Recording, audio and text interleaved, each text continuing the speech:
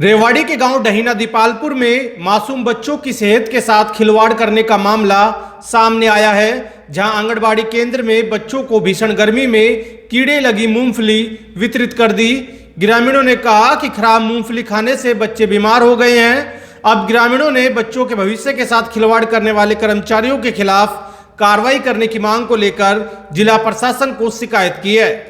ग्रामीणों ने कहा कि कई बार उनके बच्चों को खराब राशन वितरण किया गया, जिसकी शिकायत उन्होंने की, लेकिन कोई सुनवाई नहीं हुई, जिसके बाद वो जिला प्रशासन को शिकायत करने जिला सचिवालय पहुंचे हैं। आपको बता दें कि केंद्र सरकार और राज्य सरकार पोषण अभियान जैसे विभिन्न कार्यक्रम चलाकर बच्चों को कुपोषण से बचाने के लिए अभियान चलाती है, जिस अभियान में आंगनबाड़ी केंद्र की अहम भूमिका होती है।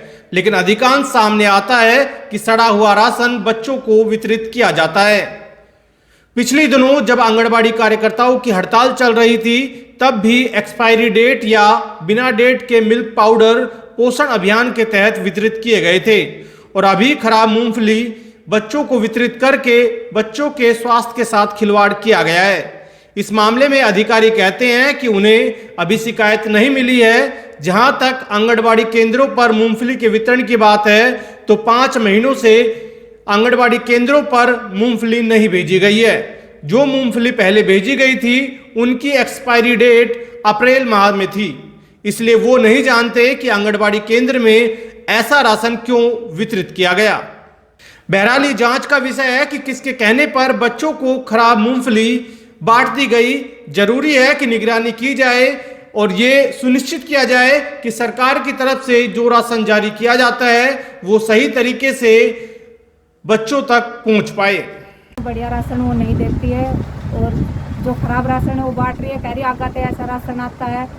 तो हम इसके लिए शिकायत की वो कर रहे थे। उन्होंने कहा कि जैसा आता है वैसा ही देखते हैं हम, हमारी इसमें कोई गलती नहीं। हमने फिर ऑब्जेक्शन उठाया तो उन्होंने कहा कि परे भगा दो। हमने उससे कहा कि ये खराब राशन है, बोले परे भगा दो। इसने हमें उससे शिकायत करी कि आपने ही भगा दिया हो ये परे।